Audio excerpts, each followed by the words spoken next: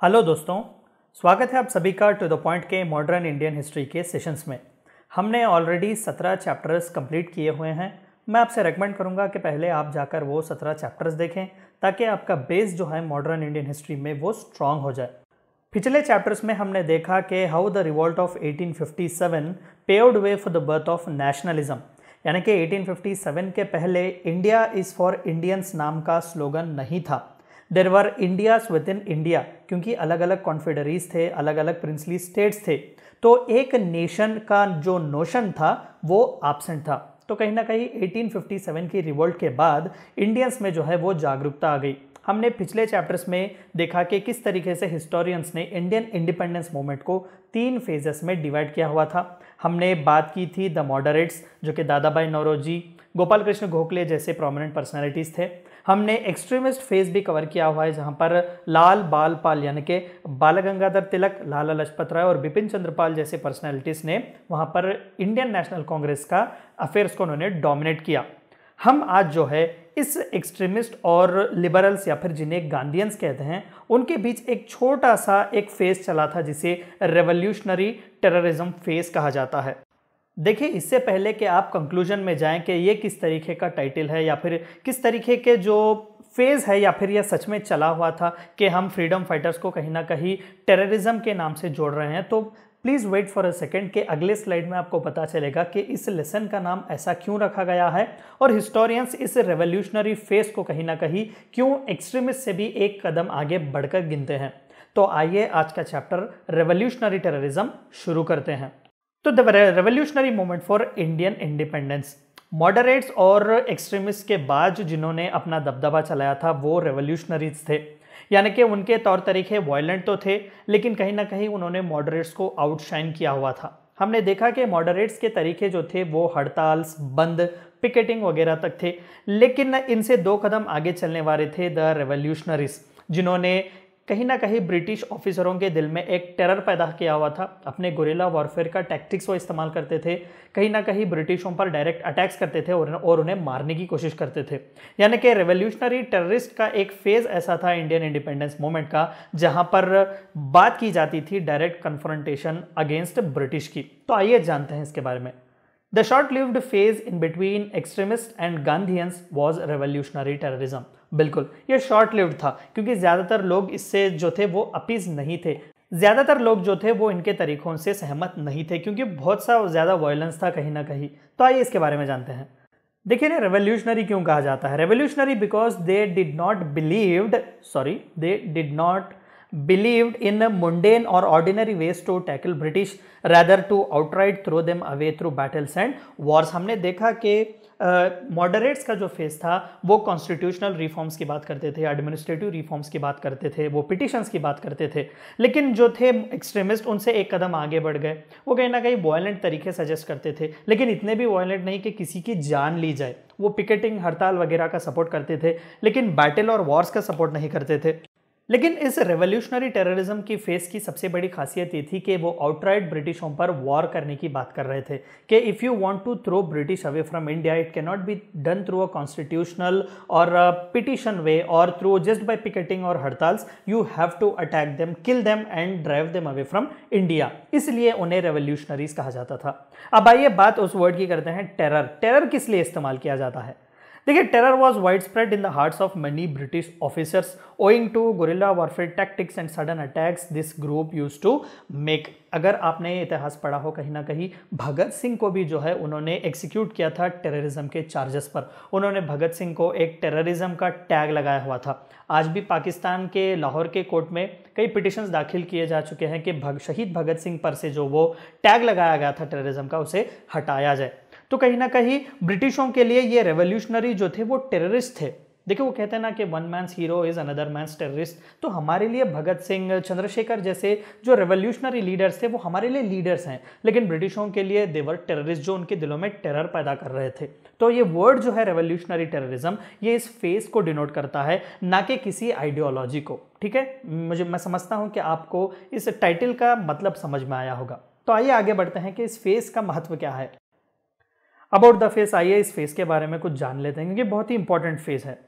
Groups believing in armed revolution, बिल्कुल ये outright जो थे वो कहते थे कि bring out guns so that we can kill and win India, यानी कि we can kill British and win India back again, and against the ruling British fall into this category. तो ग्रुप्स जो बिलीव करते थे कि ब्रिटिशों को खत्म कर दो, वही एक रास्ता है जो हम हिंदुस्तान से उन्हें निकाल सकते हैं, तो ये ग्रुप जो थे वो रेवोल्यूशनरी टेररिस्ट के ग्रुप्स में आते थे। They opposed to the generally peaceful civil disobedience movements spearheaded by Gandhians। जो ज़्यादातर गांधीयंस उस वक्त सिविल डिसोबीडियंस या फिर अहिंसा वगैरह की बातें करते थे, वो कहीं ना कहीं रेवोल्यूशनरीज जो होते थे उनसे ये बातें बिल्कुल भी नहीं जाती थी, क्योंकि वो इसके खिलाफ जाते थे। उन्हें लगता था कि सिविल डिसोबीडियंस वगैरह ये मुंडेन वेस है, हमें एक रेवोल्यूशनरी तरीका इस्तेमाल करने की बहुत ज़रूरत है। The revolutionary groups were mainly concentrated in Bengal, Maharashtra, Bihar, the United Province and Punjab. More groups were scattered across India, यानी कि पूरे भारत देश में कहीं ना कहीं ये रेवोल्यूशनरी जो थे, रेवोल्यूशनरी इंडिपेंडेंट फ्रीडम फाइटर्स जो थे वो फैले हुए थे, लेकिन उनमें रिजल्ट जो था वो इतना इफेक्टिव नहीं आया कि पूरे देश को वो साथ लेकर चल सके। This is the reason why somewhere revolutionary terrorist phase जो था it is a success as well as a failure. तो आइए चंद रेवोल्यूशनरी टेररिज्म फेस के इंपॉर्टेंट मोमेंट्स जो थे उनके बारे में बात करते हैं। तो सबसे पहले जो आता है वो है जुगांतर या युगांतर। आइए जानते हैं इसके बारे में। Anushilan Samiti was a Bengali Indian organisation in the first quarter of 20th century that supported revolutionary violence as the means for ending British rule in India। ये अनुशालीन समिति जो है वो एक ऑर्गेनाइजेशन है। तो इस ऑर्गेनाइजेशन का बिलीफ ये था कि कहीं ना कहीं ब्रिटिशों को जो है वो रेवोल्यूशनरी वायलेंस के तरीके से ही उन्हें यहाँ से मार भगा सकते हैं।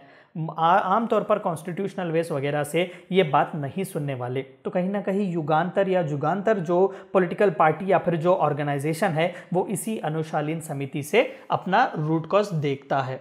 बहुत ही इंपॉर्टेंट है, कई बार प्रीलिम्स में भी इसका सवाल पूछा गया है। अनुशालीन समिति। The organization arose from a conglomeration of local youth groups and Jim Akhara in Bengal in 1902। तो देखिए कितना एक रेवोल्यूशनरी ऑर्गेनाइजेशन है, लेकिन लोकल यूथ जो जिम में अखाड़े में जो जमा होते थे वहाँ से अनुशालीन समिति की पैदाइश होती है। The Yugantar party was established by leaders like Aurobindo Ghosh. हमने इनके बारे में एक्सट्रीमिस्ट में भी पढ़ा, तो कहीं ना कहीं एक्सट्रीमिस्ट से देखिए इन्होंने डायरेक्ट जंप मार दिया रेवोल्यूशनरी वायलेंस में। His brother Barin Ghosh, Bhupendra Nath Datta, Raja Subodh Mallick in April 1906। तो कहीं ना कहीं अनुशालीन समिति से ही जुड़कर युगांतर की पैदाइश होती है। Several Yugantar members were arrested, hanged or deported for life to cellular jails in Andaman. कई इन्होंने गुरिल्ला वॉरफेयर टैक्टिक्स का इस्तेमाल करके ब्रिटिशों पर अटैक्स भी किए थे। तो एक दर एक ब्रिटिश उन्हें टारगेट करता गया और उन्हें एलिमिनेट करता गया। Along with 21 revolutionaries, they started to collect arms, explosive and manufactured bombs। तो देखिए आउटराइट एक बैटल और वॉरफेयर के लिए जो है वो तैयारी की जा रही थी। तो उसी इंपॉर्टेंट युगांतर पार्टी से रिलेटेड और अनुशालीन समिति से रिलेटेड एक इंपॉर्टेंट जो इवेंट चला वो था चिटागोंग आर्मरी रेड। आइए इसके बारे में जानते हैं, ये बहुत ही इंपॉर्टेंट है। It was an attempt on 18th April 1930 to raid the armory of police and auxiliary forces from Chittagong Armory in Bengal Presidency of British India, now in Bangladesh, by armed Indian independence fighters led by Surya Sen. आप picture देख सकते हैं, ये सूर्य सेन की picture है। दरअसल armoury जो थी वो ट्रांसपोर्ट किया जाती थी वाया रेलवेज फ्रॉम चिटागोंग जो आज के बांग्लादेश में है, वहाँ से बंगाल को वो ट्रांसपोर्ट की जाती थी। तो सूर्य सेन और बाकी के जो रेवोल्यूशनरी फ्रीडम फाइटर्स थे, रेवोल्यूशनरी वायलेंस में जो यकीन रखते थे, उन्हें गन्स वगैरह की तो ज़रूरत पड़ती थी। तो हाईटेक गन्स, उस ज़माने के जो गन्स या फिर आर्मरी जो होती थी वो ब्रिटिश के हाथ में होती थी। तो उन्होंने प्लान किया कि चिटागोंग आर्मरी से जो ट्रेन निकलती है हम उसे रेड कर सकते हैं ताकि हमें वेपन्स मिल जाए, ताकि हमें जितनी भी आर्मरी चाहिए बाकी के पूरे देश में ब्रिटिशों के खिलाफ लड़ने के लिए वो हमें मिल जाए। तो ये सूर्य सेन जी की लीडरशिप में ये रेड हुई थी। They were inspired by 1916 Easter risings in Ireland and led by Surya Sen. 1916 में आयरलैंड में भी इसी तरीके के ब्रिटिश राज के खिलाफ, वहाँ पर जो ब्रिटिश रूल चल रहा था उसी ब्रिटिश कॉलोनियलिज्म के खिलाफ आयरलैंड वालों ने भी अपनी आवाज़ उठाई थी। सिमिलर काइंड ऑफ इंसिडेंट वहाँ पर भी हुआ था। तो इन्होंने अपना इंस्पिरेशन उस ईस्टर राइजिंग इन आयरलैंड से जो है वहाँ से अपना इंस्पिरेशन लिया हुआ था। Upon learning of the situation, the Europeans were able to get the alarm out to troops. Which the revolutionary had not expected. तो इन्हें कहीं ना कहीं पता चल गया ब्रिटिश वालों को कि Surya Sen and his army was somewhere going to attack the armoury, somewhere they were going to attack us and take our weapons. तो उन्होंने अपने ट्रूप्स को इतला कर दी, लेकिन यह बात रेवोल्यूशनरीज को पता न थी। After the raids, the revolutionaries gathered outside the police armory, where Sen took a military salute, hoisted a national flag and proclaimed a provisional revolutionary government। तो इन्होंने रेड मारी, सक्सेसफुल रेड हुई और पुलिस आर्मरी के बाहर जो है सूर्य सेन ने इंडिपेंडेंस काइंड ऑफ थिंग को प्रोक्लेम किया कि भाई ये अब ये प्रोविजनल रेवोल्यूशनरी गवर्नमेंट यहाँ पर है चिटागोंग की जगह पर। The group was brutally suppressed and each and every one hunted down. Surya Sen along with Tarakeshwar Dastidar were hanged by British administration on 12 January 1934 after inhuman torture in prison। तो उन्होंने red तो मार ली, थोड़े बहुत उन्होंने अपने weapons भी जमा कर लिए थे, लेकिन कहीं ना कहीं यूरोपियन ट्रूप्स वर सक्सेसफुल। इस पूरी रेड को स्टॉप करने में 100% सक्सेसफुल नहीं था, लेकिन कहीं ना कहीं सक्सेसफुल तो ज़रूर था। तो बाद में जो है ब्रिटिश एडमिनिस्ट्रेशन एक दर एक उन्हें टारगेट करती गई, अटैक करती गई और आखिर में सूर्य सेन को मौत के घाट उतारा गया। तो इससे जो है एक बहुत ही इंपॉर्टेंट इवेंट जो था, यानी कि चिटागोंग आर्मरी रेड का इवेंट कंप्लीट होता है। हिंदुस्तानी सोशलिस्ट रिपब्लिकन एसोसिएशन, ये अनदर इंपॉर्टेंट, बहुत ही इंपॉर्टेंट फेज था रेवोल्यूशनरी इंडिपेंडेंस मूवमेंट का। आइए इसके बारे में जानते हैं। ये आप पिक्चर देख सकते हैं, ये चंद्रशेखर आज़ाद जी की पिक्चर है। Established in October 1924 in Kanpur, UP by revolutionaries like Rama Prasad Bismil, जोगेश चटर्जी, चंद्रशेखर आज़ाद एक्सेट्रा। तो ये भी एक ऑर्गेनाइजेशन था जो रेवोल्यूशनरी तरीक़ों में यकीन करता था कि ब्रिटिशों को मार भगाना है तो उन्हें अटैक करना होगा डायरेक्टली, वेपन्स की ज़रूरत है, एक्सट्रीम वायलेंस की ज़रूरत है, तभी इंडिया को इंडिपेंडेंस मिल सकता है। The aim of the party was to organize the armed revolution to end the colonial rule and established a federal republic of United States of India। यानी कि जितने भी प्रिंसली स्टेट्स या फिर अलग अलग प्रोविजंस थे, मद्रास प्रोविंस था, बॉम्बे प्रोविंस था, अलग अलग जो प्रोविंस थे, इन सभी को मिलाकर यूनाइटेड स्टेट्स ऑफ इंडिया बनाना चाहते थे चंद्रशेखर आज़ाद और उनकी brigade. Chandrasekhar Azad reorganized the Hindustan Republican Association under its new name of Hindustan Socialist Republican Army after the death of his founder Rama Prasad Bismil। The Kakori conspiracy, ये बहुत ही important एक event है revolutionary independence movement का। कई बार prelims में भी इसका सवाल पूछा गया है। It was a train robbery that took place between Kakori near Lucknow on 9th August 1925 during the Indian independence movement against British Indian government। तो जस्ट लाइक चिटागोंग आर्मरी की रेड थी, उसी तरीके से ककोरी कॉन्स्पिरेसी भी इसी तरीके का था, जहां पर वो अटैक करने वाले थे ब्रिटिश गवर्नमेंट पर, यानी कि उस वक्त को इंडिया पर ब्रिटिश राज चल रहा था। तो ये ककोरी जो था वो गांव था लखनऊ के पास। तो ये रॉबरी जो थी, ट्रेन की रॉबरी, ये 9 अगस्त 1925 को प्लान की गई थी। The robbery was organised by Hindustan Republican Association, जो कि उस वक्त राम प्रसाद बिस्मिल जी के लीडरशिप में चल रहा था। पिक्चर देख सकते हैं, ये राम प्रसाद बिस्मिल जी की पिक्चर है। The organisation needed money for purchase of weaponry. Bismil and his party decided to plunder a train on one of the northern railway lines. तो कहीं ना कहीं रेवोल्यूशनरी इंडिपेंडेंस के तरीक़ों में ये बिलीव करते थे, वायलेंस की बहुत ज़रूरत थी, गन्स वगैरह आर्मरी की भी ज़रूरत पड़ती थी। तो इन्हें लगा कि कहीं ना कहीं हम एक ट्रेन लूट लेते हैं, वहाँ से जो कुछ भी पैसा आएगा हम उससे जो है आर्मरी खरीद सकते हैं ब्रिटिशों के खिलाफ लड़ने के लिए। तो रामा प्रसाद बिस्मिल जी ने अपना लीडरशिप दिया इस ट्रेन कॉन्स्पिरेसी में। It was executed by Ram Prasad Bismil, Ashfaqulla Khan, Rajendra Lahiri, Chandrashekhar Azad, Sachindra Bakshi, Keshav Chakravarti. तो और भी कई इंपॉर्टेंट नाम थे इससे रिलेटेड। तो ये कहीं ना कहीं ककोरी कॉन्स्पिरेसी भी एक सक्सेस ही थी। तो लेकिन बाद में जिस तरीके से हमने देखा कि ब्रिटिश जो थे वो इन रेवोल्यूशनरी इंडिपेंडेंस लीडर्स को वो टारगेट करते थे और अकेला कर उन्हें मारने की कोशिश करते थे, यानी कि they used to run behind them and they used to hunt them down. तो डेथ सेंटेंस दिया गया था राम प्रसाद बिस्मिल, ठाकुर रोशन सिंह, राजेंद्र नाथ लाहरी और अशफाकुल्ला खान जी को। There were widespread protest against the British court decision all over the country. तो आइए जानते हैं one of the most prominent and one of the most important revolutionary independent movements और important revolutionary leaders, it was Bhagat Singh. तो आइए जानते हैं भगत सिंह और उनके डेयर के बारे में, उनके करेज के बारे में। The death of Lala Lajpat Rai brought him in this fold. Lala Lajpat Rai पर लाठीचार्ज किया गया था जब वो एक प्रोसेशन में पार्ट ले रहे थे ब्रिटिश एडमिनिस्ट्रेशन के खिलाफ, तो उनकी डेथ हुई थी। तो कहीं ना कहीं उनके डेथ से नाराज थे भगत सिंह। भगत सिंह इससे पहले जो थे वो मॉडरेट्स या एक्सट्रीमिस्ट में थे, तो उन्होंने भी डायरेक्टली जंप किया, रेवोल्यूशनरी वायलेंस में भरोसा किया कि इतने बड़े लीडर को जो है ब्रिटिश राज ने मार दिया, तो कहीं ना कहीं बदला लेने की ज़रूरत तो थी। तो he jumped in this revolutionary phase because of death of Lala Lajpat Rai. In December 1928, Bhagat Singh and his associate Shivaram Rajguru fatally shot a 21-year-old British police officer, John Saunders, in Lahore, British India, mistaking Saunders, who was still on probation, for the British police superintendent James Scott, whom they had intended to assassinate. तो James Scott जो थे वो दरअसल वो British officer थे जिनके order में लाठीचार्ज की वजह से लाला लाजपत राय की मौत हुई थी। तो दरअसल भगत सिंह और उनके एसोसिएट राजगुरु जो थे वो जेम्स स्कॉट को मारना चाहते थे, लेकिन मिस्टेकनली उन्होंने जो है जॉन सैंडर्स नाम के एक 21 साल के ब्रिटिश पुलिस ऑफिसर की हत्या कर दी थी। Singh was thereafter on the run for many months. तो इसके बाद वो जो थे वो हाइडिंग में चले गए थे, कई महीनों तक वो दिखे नहीं।